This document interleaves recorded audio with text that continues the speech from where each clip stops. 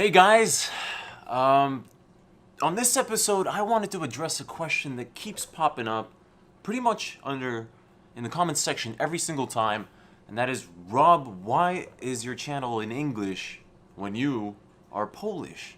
The short answer is that my first language is actually English, and doing a channel in Polish would heavily limit my audience, and I see no reason to do that. I feel everybody in the world needs inspiration.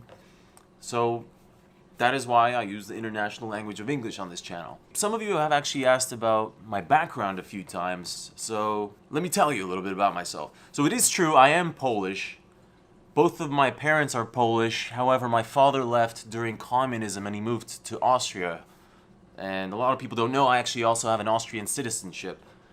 My parents, my dad and my mom later moved to the UK, where I was born with my brother as well. And they were forward-thinking enough. I think they orchestrated this whole thing. They planned this. They gave us international names. My name's Robert. My brother's name is Alex. And we were lucky because we were raised speaking both languages. And I feel that's a blessing. Like, being bilingual is an incredible thing. And for any parents out there, consider this. Shortly after the fall of communism, in 1990, we moved back to Poland.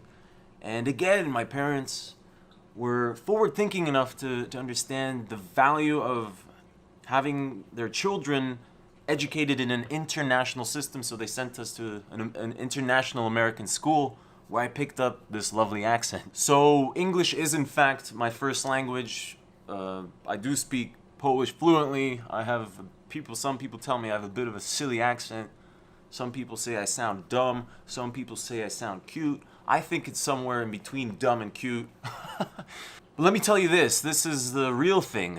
For anyone out there who doesn't speak English very well or not at all and waiting for subtitles for these videos, first of all, we're not going to be doing Polish subtitles anymore. They take a lot of time. It takes around 8 hours per episode, so we're not going to be doing that anymore. And the important thing to get across here is I believe that if I didn't speak English, I would never have had the opportunity or the chance to build the company that I have built. Or at least it would have been near impossible. I mean, we operate on international markets, and my understanding of the English language is the key tool to communicate with all partners and clients. So the English language is vital to success. So if you don't understand the language, you're heavily limiting yourself in this world. But luckily for you, it's never too late to learn.